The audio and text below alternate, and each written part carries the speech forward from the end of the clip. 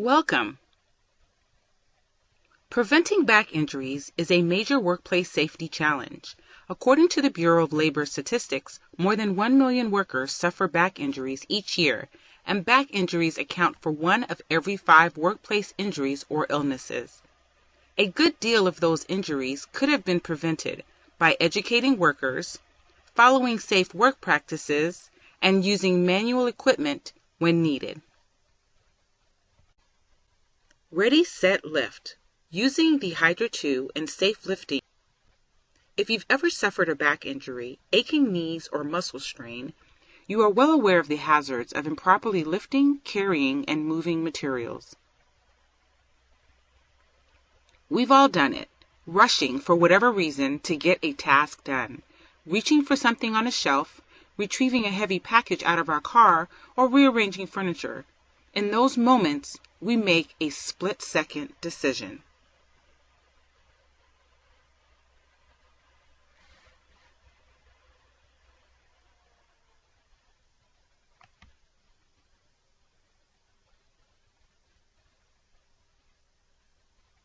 But those moments can cost us.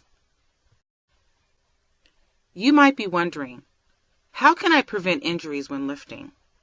What if it's too heavy? What if I have to lift by myself? This training will cover safe lifting techniques, when to use manual equipment, and using the Hydra 2 hydraulic foot pump lift truck. First, let's take a look at Lisa, Rose, and Connie at work. Lisa, Rose, and Connie spend much of their time receiving, unpackaging, carrying, moving, shelving, and storing materials. On any given day, they might handle over 150 pounds of books, printed materials, media cases, office supplies, and bulk mail. Materials are often delivered in crates, boxes, totes, or bags. There are regularly 3 or 4 overlapping activities taking place in a work area shared by 5 or 6 people.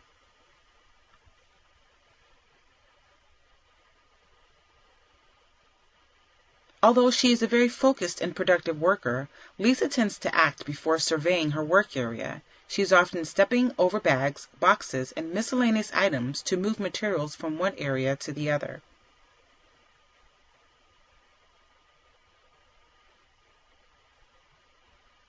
If she is in a rush, she will move several shipment boxes at once or stack books to carry over to the book cart. At times, if the boxes are too heavy, she will drag them to her work area and bend down to unload the contents onto the counter.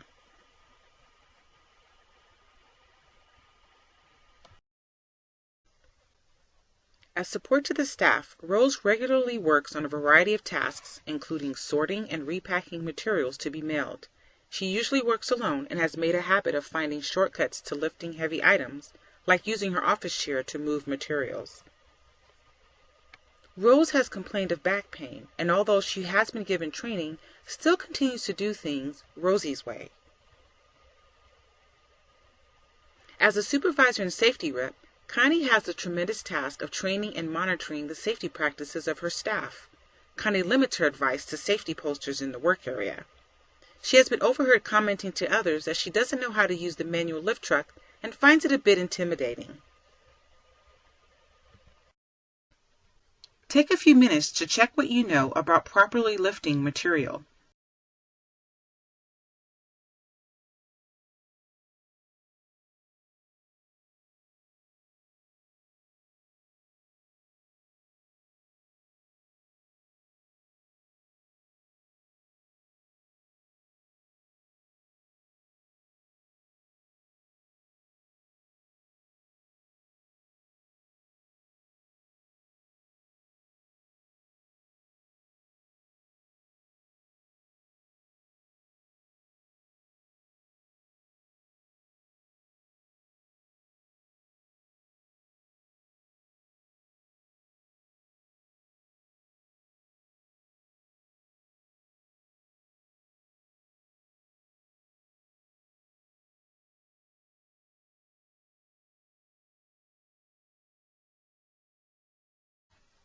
How did you do? After completing the assessment, How would you rank on safe lifting practices? Is there room to improve? We are all responsible to be aware of the hazards of improperly moving, handling, and storing materials. Be aware that potential injuries can occur when manually moving materials, including strains and sprains from lifting loads improperly or from carrying loads that are either too large or too heavy.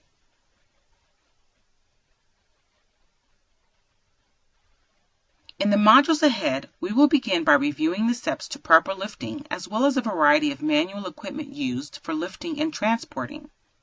Next, we will take a closer look at a hydraulic foot pump lift. Select a head. Let's quickly review the steps to proper lifting. Begin by selecting each step.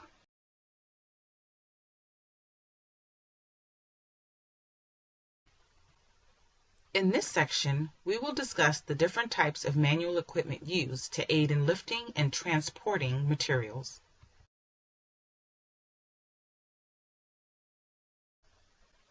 Common equipment used to lift or move materials are a book cart, generally used for lighter weight materials, a dolly or hand truck used to transport bulky items, a lift table used to lift items to a workable height, or a hydraulic lift used to maneuver large or heavy items.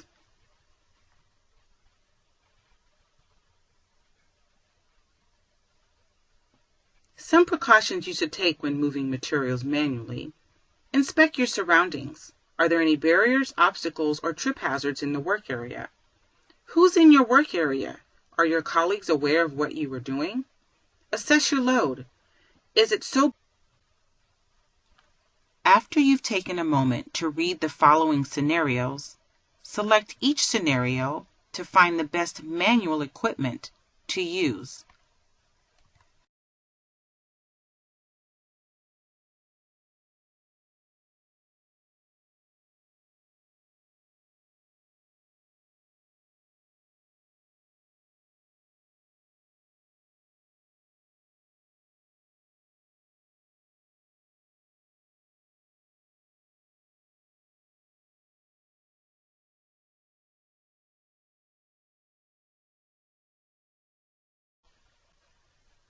Always load the hydrolift according to the list of 5 recommendations that appear below. Failure to properly position the load on the deck might cause the lift to tip over and you could be injured as a consequence. Do not exceed the maximum rated load. Only move loads using the deck platform or the optional forks. Always properly center the load.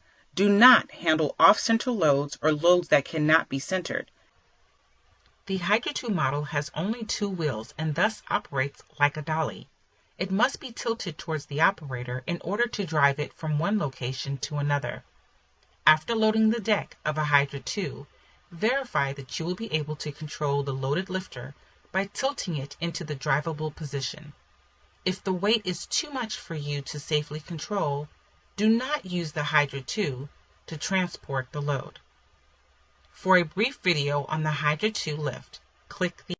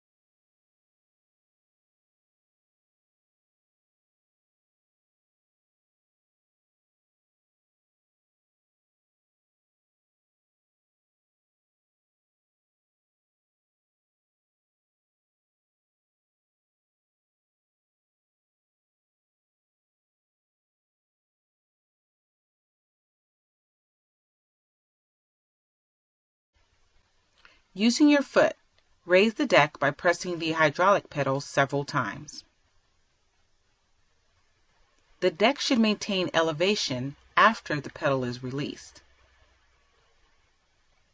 Press the deck lowering pedal or the release pedal down to allow the deck to descend to the fully lowered position. To engage the brake, press the brake lever with your foot.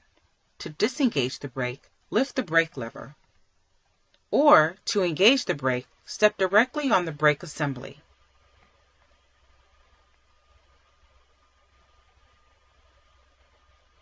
Try to push the lifter while the brake is engaged. Secure the disengaged brake to the frame. Pivot the brake assembly inwardly until the round frame brace fits into the notch in the brake. Before operating the hydraulic lift, review the safety precautions below, as well as those found in the operator's manual.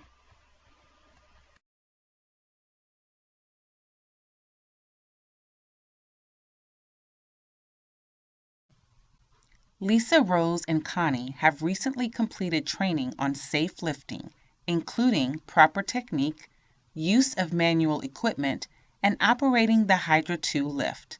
Let's see how they're doing. After returning from training, Lisa, Rose, and Connie meet to discuss ways to clear out the shared workspace to create better access for everyone.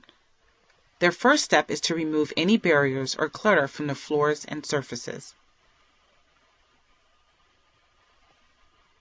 Lisa volunteered to conduct a survey of her peers to determine what repetitive movements they can work to minimize and what small changes, such as using a book cart to move materials, can be quickly implemented.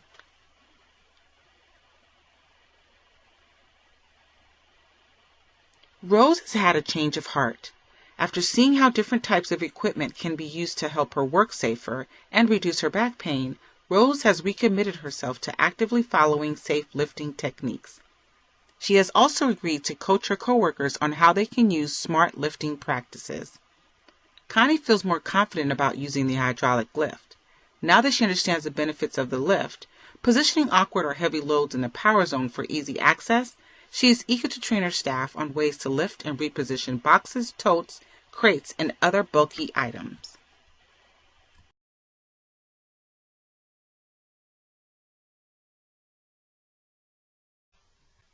Remember, practice safe lifting practices,